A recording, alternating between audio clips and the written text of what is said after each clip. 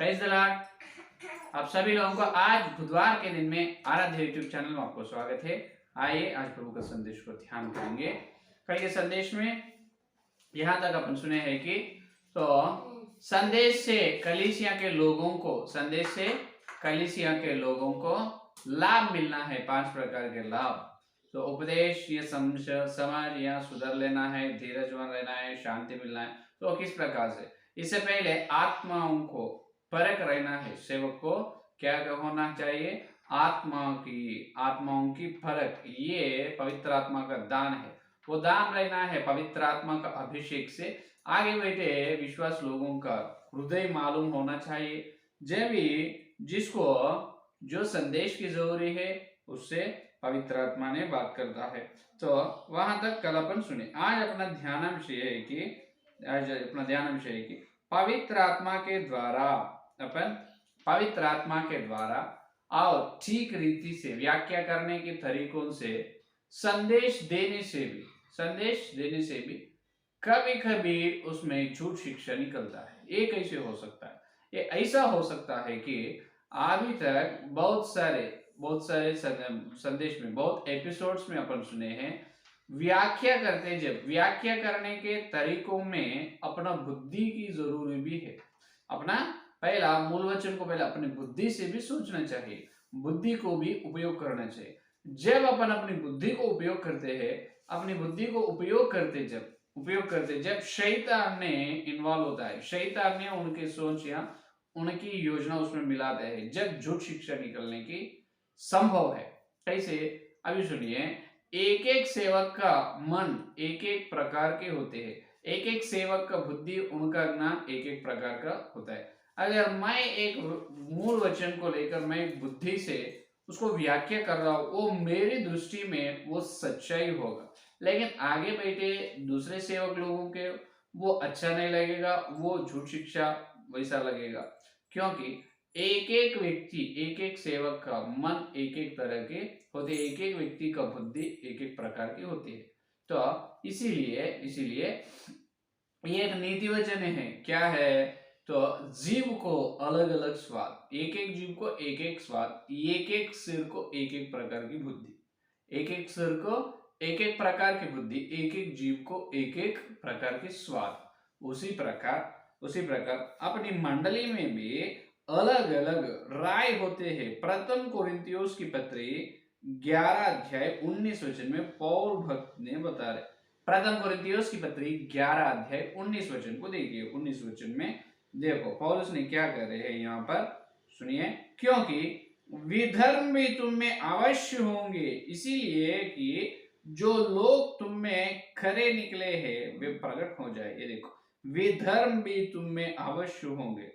धर्म नहीं, विधर्म। इसका मतलब अलग अलग के राय अपने अंदर बिल्कुल रहते हैं।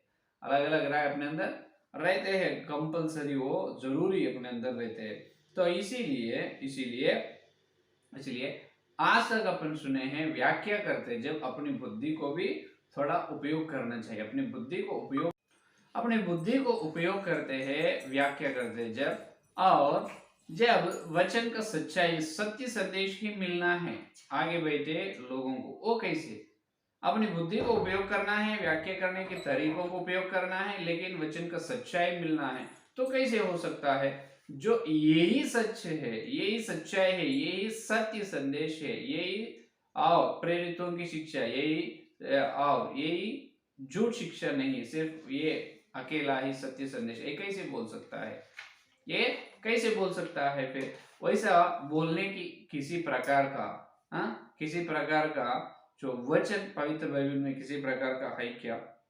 ऐसा प्रश्न मन में आएगा। अपनी बुद्धि को तो कंपलसरी उपयोग करना है, व्याख्या करने का तरीकों को भी उपयोग करना है। वैसा करने से भी झूठ शिक्षा निकले तो कैसे है? सत्य संदेश को, सत्य शिक्षा को कैसे बताना है? ये करोड़ों रुपए के प्रश्न है। तो यहाँ पर देखिए, यहाँ पर एक विषय ये है कि सुनिए, बराबर यही सत्य है, यही सच्चाई है बोल के स्थापना बिल्कुल कर सकते हैं। बराबर यही सत्य है, यही सच्चाई है बोल के अपन उस शिक्षा को, न तो उस संदेश को स्थापना कर सकते हैं। कैसे? सुनिए। अपने को अपने चाल चलन में, देखो अपने चाल चलन अपने व्यवहार में तरह तरह के रहते हैं। एक एक व्यक्ति का व्यवहार एक एक तरह, एक एक व्यक्ति का चाल चलन एक एक प्रकार की होती है। लेकिन सुनो, लेकिन सिद्धांत के बारे में अपन उद्धार पाने के बातों में, सिद्धांत के बारे में अपन उद्धार पाने की बातों में अलग अलग की राय, अलग अलग की विचारधारा, अलग अलग की जो चाल चलन बिल्कुल नहीं होती। समझ में आई बात? अपनी चाल चलन अपनी व्यवहार में बहुत तरह रहते हैं, एक एक व्यक्ति को उनका पर्सनल। लेकिन सिद्धांत के बारे में, उद्धार पाने के बातों में, आत्मिक जीवन में आगे बढ़ने के बातों में सिर्फ एक ही व्यवहार, एक ही राय रहते हैं। अलग अलग के अलग अलग प्रकार, नाना प्रकार के राय, नाना प्रकार के विचारधारा बिल्कुल नहीं रहते हैं। समझ में? उदाहरण के लिए अपन जो उद्धार पाना है, उद्धार पाने के बारे में और बपतिस्म लेने के बारे में, उद्धार पाने के बारे में, बपतिस्म लेने के बारे में और पापों की क्षमा के लिए यीशु मसीह की लहू की जरूरी है। पापों की क्षमा के लिए यीशु की लहू की जरूरी है। ये मूल प्राथमिक मूल सूत्र जो है, ये प्राथमिक मूल सूत्र, प्राथमिक बातों में एक ही सिद्धांत है। तो इसमें एक ही प्रकार के बात रहते हैं, एक ही प्रकार का व्यवहार रहते हैं, नाना प्रकार की बातें नहीं रहते। सुनिए, देखो बहुत बड़े the famous preacher, the famous British preacher कौन है आपको मालूम ही है।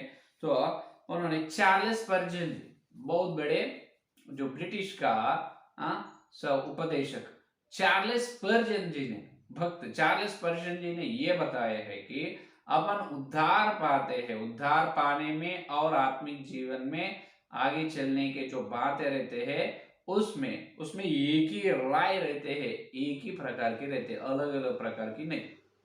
और उद्धार को छोड़कर, उद्धार को और भक्ति जीवन में, उद्धार को और भक्ति साधना करने में उसको छोड़कर अपने चाल चलन अलग अलग से रहते हैं, अपनी चाल चलन में अलग अलग रहते हैं। इसका मतलब परमेश्वर के बातें, उद्धार पाने के बातों में, भक्ति जीवन के बाद सबका राय एक ही रहना है, सबका राय एक ही रहना है। और जो बिना उद्धार की बातें है, भक्ति जीवन के बिना भक्ति जीवन की बातें है, चाल चलन है, उसमें तुमको स्वेच्छा, इसका मतलब स्वतंत्र रहना है।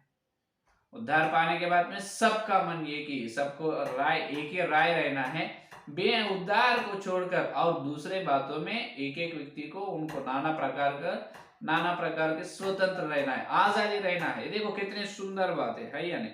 तो आज मसीह की समाज में जो उत्तम मार्ग, इसका मतलब श्रेष्ठ मार्ग, उत्तम या श्रेष्ठ मार्ग ये है कि जो उद्धार पाने के बातों में सबका मन एक ही रहना है, सबका मन, सबका राय एक ही रहना है, सबका विचारधारा एक ही रहना है। जब ये अपने को सच्चाई, सत्य समझ में आते हैं तो परमेश्वर अपने पवित्र बाइबल में झूठ शिक्षाओं को बताने वाला नहीं, सत्य को बताने वाला है। और देखिए तो इतने सारे झूठ शिक्षाओं में और इतनी सारे शिक्षा और सिद्धांतों में कौन सा सत्य सिद्धांत है, कौन सी शिक्षा सच है, वो परमेश्वर बिल्कुल बता सकते, क्योंकि परमेश्वर झूठ शिक्षा को बताने वाला नहीं। और इसका मतलब झूठ को परमेश्वर सपोर्ट, मदद करने वाला नहीं, झूठ को परमेश्वर मदद करने वाला नहीं।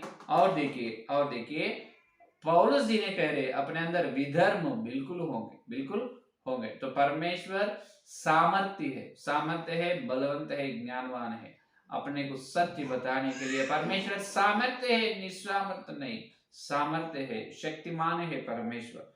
तो इसीलिए परमेश्वर ने पवित्र बाइबल में परमेश्वर ने कौन से सिद्धांत, कौन सी शिक्षा सत्य है, कौन से सिद्धांत या कौन सी शिक्षा सत्य है, सच्चाई है, उसको देखने के लिए एक मापक को पवित्र बाइबल में रखा है।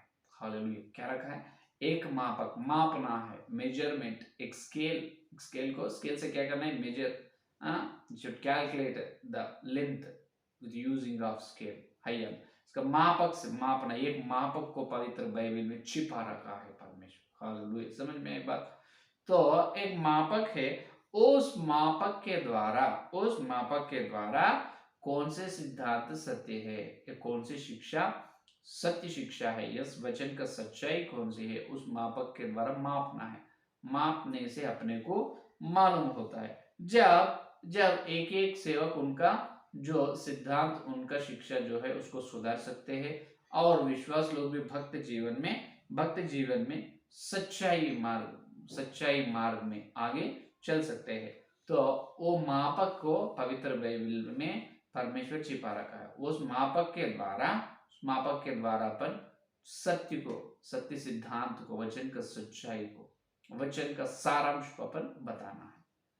क्या है वो मापक? वो मापक का नाम ये है कि चितौनी। क्या है? चितौनी। हम अपन सुन रहे हैं तो चितौनी के द्वारा, चितौनी मापक है। इस चितौनी के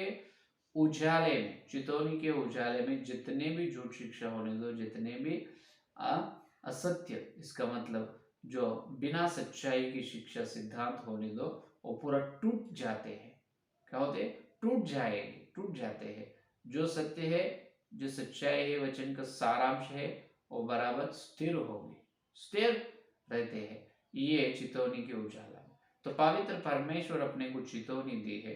इस चितौनी के द्वारा अपनी बुद्धि से ध्यान करना है, चितौनी के द्वारा अपनी बुद्धि से, और वचन को ठीक रीति से व्याख्या करने के नियमों के द्वारा, ये 3 प्रकार से, बुद्धि से, चितौनी के द्वारा, ठीक रीति से वचन को व्याख्या करने के नियमों के द्वारा संदेश देने से जब मंडली वालों को सत्य सच्चाई मिलता है, सारे ईसाई समाज में, सार्वत्रिक कलीसिया के लोगों को सबको मालूम हो जाता है यही सत्य सिद्धांत है, यही वचन का सारांश है, और इसको छोड़कर इसके अलावा और कुछ सत्य नहीं, सिर्फ एक ही सत्य है।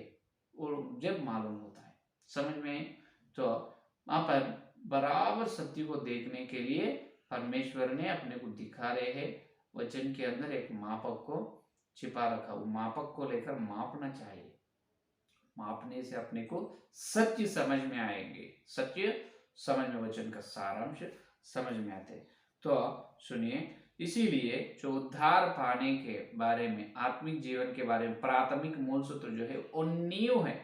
क्या है? नींव है, पुनादी है, नींव है।